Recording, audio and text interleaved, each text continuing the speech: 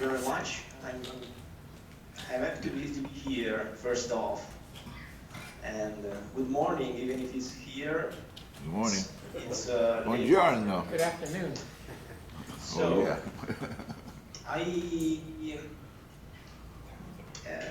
I'm going to give you some introduction about our organization, what we do, just to lay some common ground and to see, tell you what we are doing.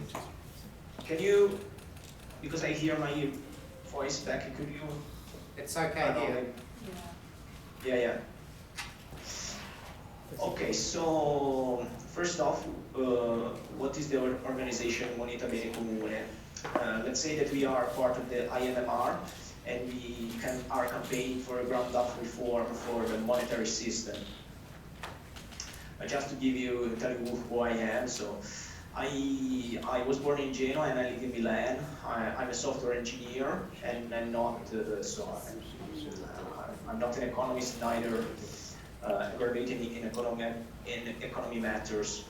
But I'm interested in monetary subjects since 2007. I've read a lot of books, so it's something I've always been interested for. I've translated a lot of articles and documentaries, also because as you have ever been in Italy, you know that the English is not very spoken around. So first off, you need to translate stuff from foreign articles and books in order for people to get known with the matter. So Moneta Bene Comune, you can translate it as money as a common good. So why money as a common good? Because we think that as other common goods, even if the definition of common good is quite broad, it's not, you cannot define exactly what you mean, what it is, but we all know, have an intuition of what it may be. It's like, for example, water or natural resources. We think that money has to be managed by the people and for the people. And this has to happen according to principles of democracy and accountability. So someone has to be responsible for, and someone has also to be accounted for what it does. And well, this is nothing new, because you know that money creation has been privatized, I would say. This is a citation of the Englishman that wrote an excellent article many years ago about how the biggest privatization of history has gone unnoticed. And this is something that we try to use very much, because in Italy we spoke a lot about privatization of water, it has to be public and such, but we never spoke about how money has to be dealt with in terms of who is the owner, who has the right to issue the money and such. And just to give you some history perspective, I would say that all movements in Italy have a bigger heritage with Giacinto Avoliti, that was a professor and jurist. He passed away more than 10 years ago. He stressed very much about who the money belongs to. He also brought us unsuccessfully the Bank of Italy to Court of Justice because I think it was for usury. So he went to the very core of the subject. And also is the author of this, I don't know if the translation is correct. Anyway, the theory of induced value of money. Induced like magnetic induction. So his idea is that the value of money is given by who accept him as a medium of payment and not by whom who lend it. And he also invented this complementary currency that was called the CIMEC, and that was, by the way, a very successful experiment. And CIMEC stands for, it is Italian acronym, but it can be translated like this: econometric symbol of induced value. He wanted to do this experiment to show the people that the value of money comes by those who use it as a medium of exchange, not by some authority that put, let's say, the name of it. And it was very successful, and then the police also loved this experiment that was locally in his village. It was in Abruzzo. This place is called Guardiagrele. And this is the idea where I stress it very much.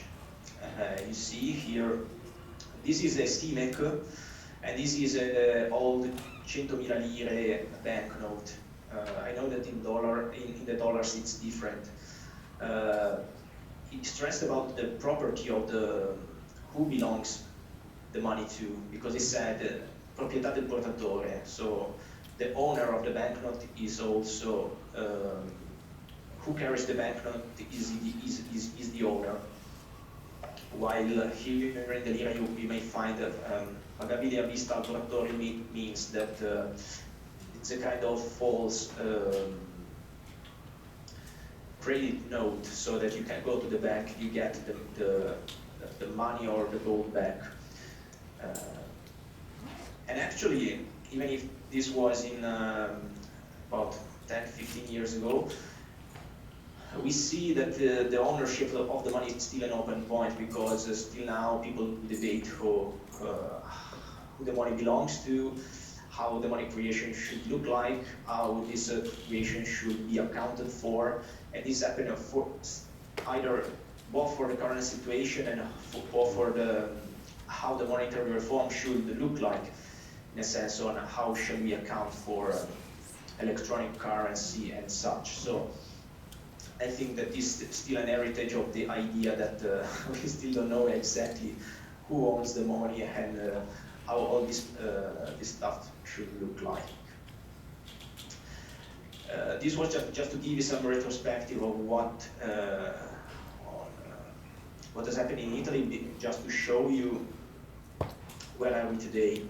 I will say there has been some other experiments or some other groups especially in the 2010 that strive for the monetary reform. Probably they did not do it in the correct way, or at least they were still very interested before. The focus of them was very much on the paper and on the money. They did not take into account the fact that biggest part of our money is electronic. So I would say that there's still the queue of these previous groups is still ongoing. So just to see a little bit the negative aspects of what's going on in Italy, also compared to other European countries that are, I would say, a bit further moving on in this subject. I would say we are a bit behind, although we have a good history to show. I would say the problem is not yet quite understood. So when you go and to some political groups or some political party, you want to speak with them, sometimes the feeling is really like you're talking about conspiracies or reptilians. So you are a strange guy speaking about strange theories, while we all know that this is not a strange theory anymore. So, and also I would say another problem is the euro, in the sense that although the monetary reform is orthogonal to the problem of euro and eurozone, the euro is hiding away every other problem. So if there's something bad going on in the economy, you blame the euro, you blame the European zone.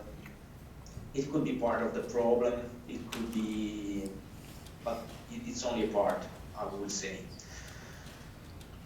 Anyway, coming back to our experience and what we do, I would say that the Swiss Moneta Intera has done a great job also for us, because the fact that they did a referendum on monetary reform has also pushed the whole movement forward. Even if I would say I live in northern Italy, and if you speak with people, we are very close to Switzerland. I think 30 minutes from my house, I am in Switzerland, but here near Milan, if you speak about the Moneta Intera, it's very difficult that you find someone who knows about the referendum. Also because the media in Italy has hidden away the subject. Not only in Italy, also.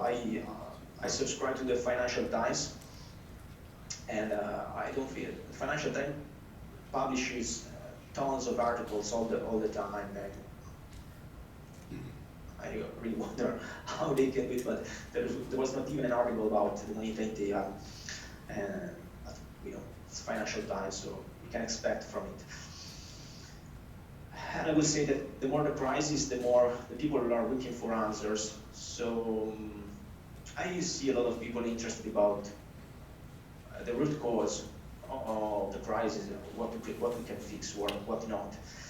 So I think that the ground is fertile to push our instances forward, and of course the rest depends on us, because if we are not campaigning for it, or if we don't do it correctly, I would say we are also part of the problem. Just to tell you about what we do and what we are. Yeah, we are not many, we are about 10 people, sometimes less, depending on the period of the year.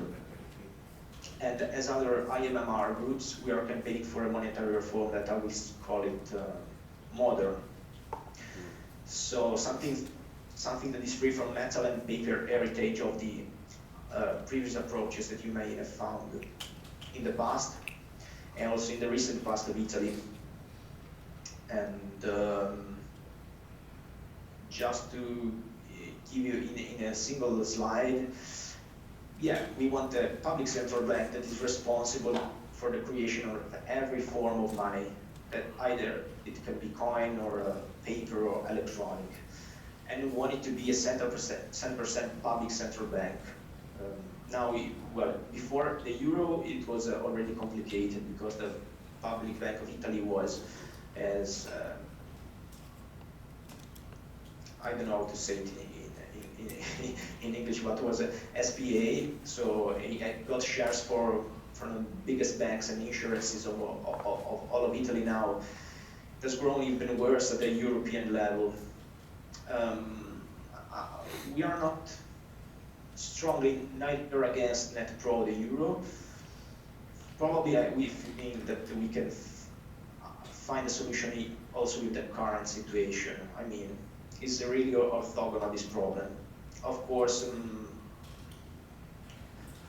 the problem of the euro and the eurozone is at another level, I would say, because the European Union is not a complete union in terms of all political bodies are not a union. So, but anyway, we think that also at the European level we can find our way through the problem. And really we think that the money should be a common good, so free from all the whatever deals with politics. So I mean, it's something that's also other groups stress very much, the idea that the banks should only be responsible for the money creation, and how this money creation is put into circulation, and it's up to the government, and it's a political aspect. So actually also we in the group have very political ideas, but we found a common ground in the monetary reform. That's it. Oh, wow. Just to give you some overview of what's going on in political, and now I would say I'm speaking it also for myself, not for the Moneta Comune in general, because I give you probably my perspective on the political situation in Italy. I would say that the political situation is interesting, because I think that anyone could say this, because the groups that now are in the government are quite new. One is Lega Nord, that is right wing. You can think like a Front National of Italy. The other one is Movimento 5 Stelle. Movimento 5 Stelle is a bit strange to it's very hard to give you a collocation because it was born from out of nothing about probably 10 years ago. It was an idea of one of the creators was Beppe Grillo, and Beppe Grillo knows very much about monetary reform and monetary problems, and also many persons inside of the movement knows a lot about monetary reform. I would say that some of the top managers of the movement, I think that they know the problem as we do. But so I would say that we can speak with them, so we can lay some discussion with them. And we tried in the past before the elections, and we nearly were able to arrange something together. Also, for example, Movimento 5 Stelle organized something. The Swiss came here probably one or more times. I went to Monza to a Constantine conference. So I think that a lot of people in the movement have an interest on that, but this is not the real part of their political program. In their political program, there is this idea of citizen income. That is something that we know very well, I would say. It's a common concept of many monetary reform. But in this idea is a source of income that is not fueled by the creation of money, but by taxation or other stuff. So the idea is common, but how it has been put in place, it is not. I would say anyway the political situation can be interesting in this aspect, because before, either with the Partito Democratico, the Democrats, it was like speaking with a wall. We tried many times to have some discussion with them, and the outcome was very poor. And also with Forza Italia, the movement of Berlusconi, that now it has shrinked very much, and also because Berlusconi is in his 80s, so actually it's also losing a lot of people that may have voted for him. Was not a very fertile ground. So that's it. I would say, yeah. Could be it could maybe with this current government we can have some at least try to have something together, try to speak with them. Also because of other movements that are not exactly doing the same as we do have been received, and maybe, for example, there is going to be a conference in the parliament of Antonino Galloni, Giovanni Zibordi. These are the other two persons that are very active about monetary reform. They don't do it the way we should do it. We would like to do it, also because the approaches are not a real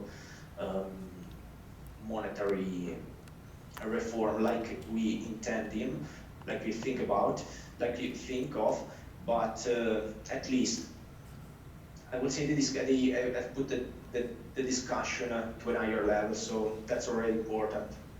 Also because, as I said before, speaking about the monetary reform was really like speaking about conspiracy theory some time ago. So I think this is already good. I don't know if you have questions. Yeah. Yes, thank you very much.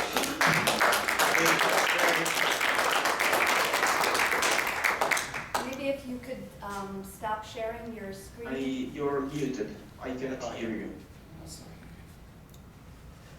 Sorry about that. Just, yeah, stop sharing your screen and then we can see you in a larger format. Okay.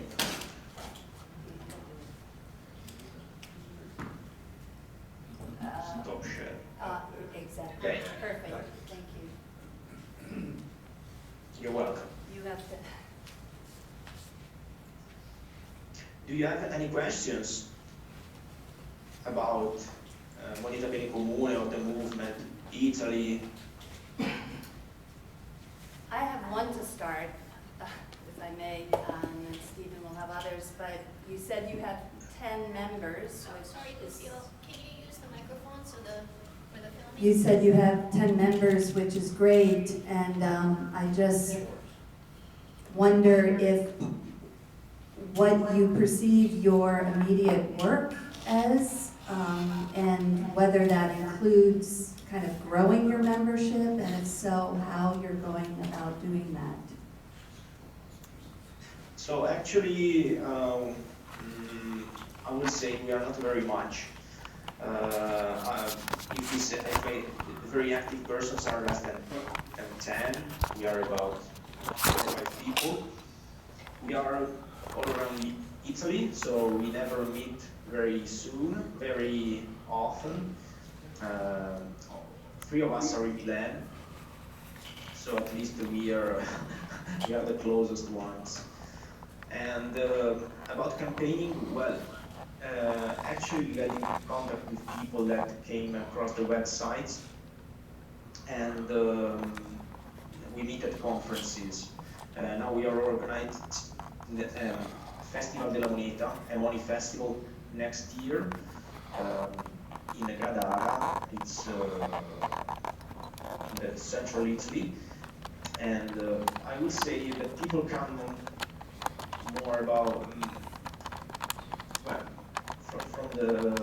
from the street, that from the network, from the internet. But yeah, we are not campaigning very much, very well about acquiring new members, and this is a bit our fault. So we should try to build more network, also with other organizations that are not strictly into monetary reform. Yeah, any more questions? Jerry?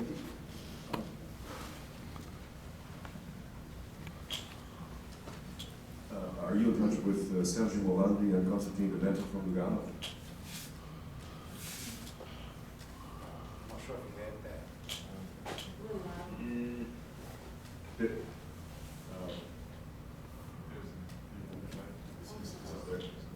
that. Are you in touch with Sergio Morandi and Constantine Benetta from Lugano? Oh yes, yes. We also tried to invite Constantine some times ago to one of our conferences. He was open to come, but it was still when they were doing the referendum, so they were very occupied to put their instances forward in Switzerland. But yeah, we are in contact with the Swiss guys. Yeah, they have really good. Daniel. They have really good media and political contacts into northern Italy. Yeah. Also because they have a lot of materials to share that is in Italian. Yes. Because in Italy the biggest obstacle for us is also that you have to present everything in Italian. So yeah, partnering with them it would be really great. We should do it more. Maybe yeah. What we should do also is now that we are more free from, let's say, the referendum organization, we can work together more.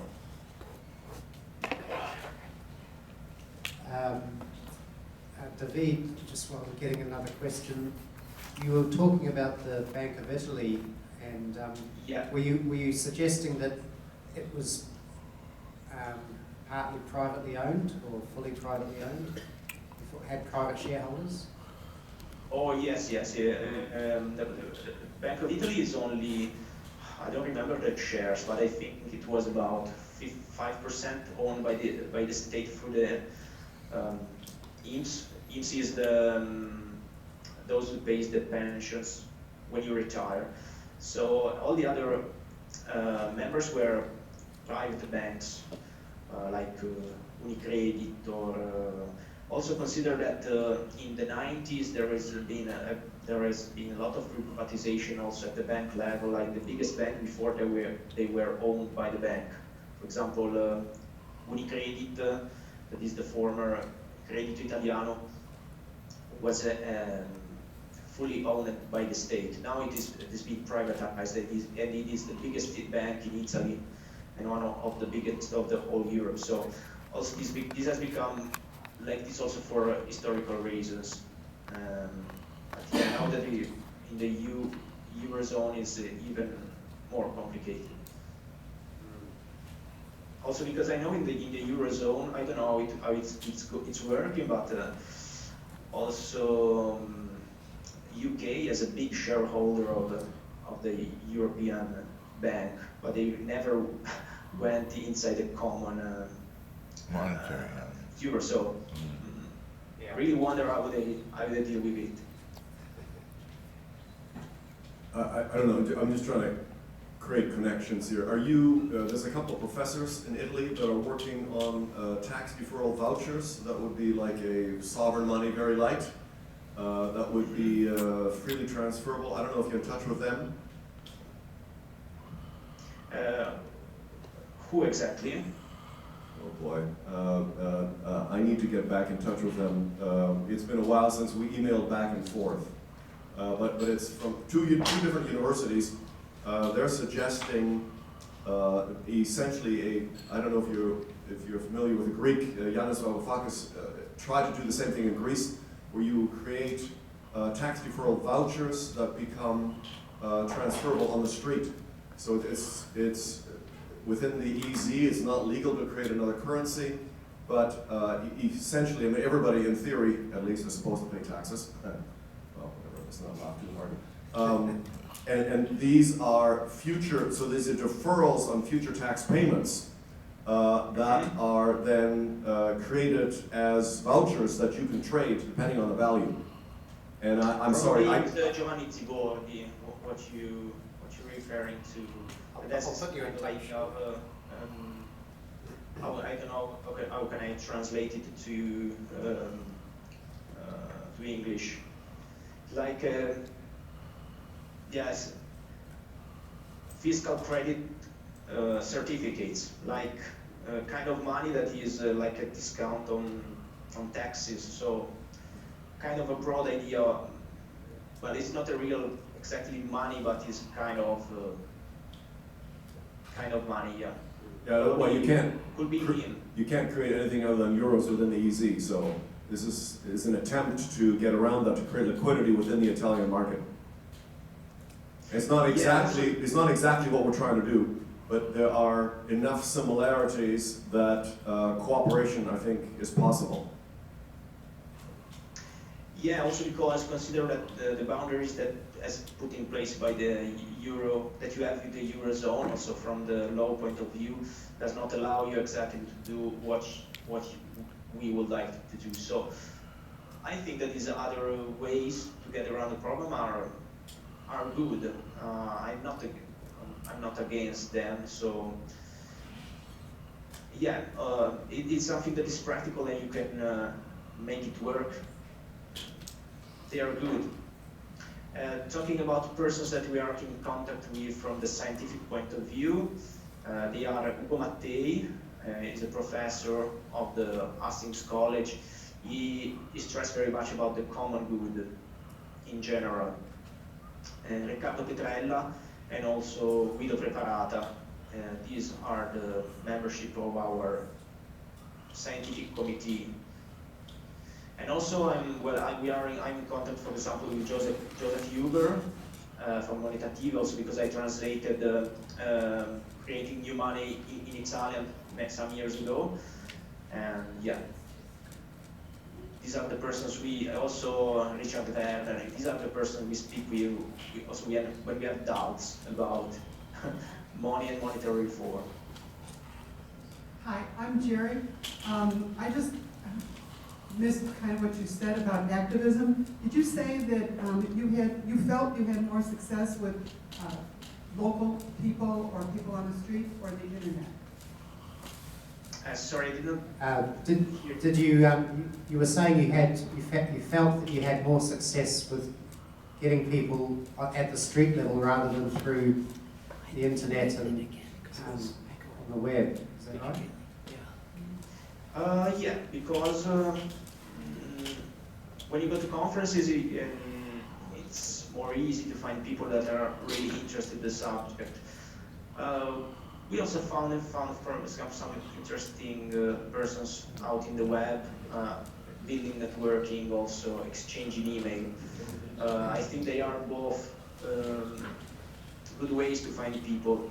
Of course, I would say from the internet, you have the illusion that you reach more people, but the people that stay are the level of the people that stay is very low. But yeah. Hi, this is Sue. Davide, I wanted to ask you, what is your career and how did you find monetary reform? Sorry, but I didn't hear very well. What is your background and how did you come across monetary reform? Oh, well, I started, it's an interesting question, thank you. I started dealing with monetary reform when I discovered I would have spent 30 years trying to buy a house, and I say, oh, how is it possible that I have to spend most of my life paying for a house? So this stuff really stuck into my mind. I started studying and searching here and there, and I came into the subject. Also because when I'm an engineer, from this engineer point of approaching the problems, and that's how I came into it. Yeah. A lot of us here have got an engineering or scientific background as well, and I've got a civil engineering background, and it just things have to make sense, and the current money system just doesn't make sense. Steve? David, can you describe? There's supposed to be 1 or 2 monetary reform movements in Italy. Can you describe the difference? And do they deal with MMT, modern monetary theory, if you could talk about that too? Yeah, so you're asking, because I think I grab your questions. It's about how what are the differences from MMT approaches from our, that's the question? Is that the question? And the difference between moneta bene commune and moneta positiva and any other monetary reform groups in Italy? Sure. So, well, the MMT is a completely different stuff, I would say. I agree very much with Joseph Tudor, professor, that says that the MMT is not a real monetary reform. I mean, as the monetary in his name, but it's actually a kind of banking theory. Exactly. I feel the biggest problem with them is that they are quite confused about what debt is, how to deal with debt. This idea of the debt as a richness of the state, I think it's really wrong and it's misleading. They didn't understand. I mean, their idea about who should have the right to create money, how it should be spent in circulation, and how it should be, what it should be used for, is a bit muddled, is a bit fuzzy. They mix different concepts together. About our time groups, we were in part of Moneta Positiva, And for organizational perspective, we split it about 2 years ago. But from our idea are pretty much very, very similar. I would say, well, yeah, I would say they are quite similar. We try to be focused more on the monetary aspects. So I would say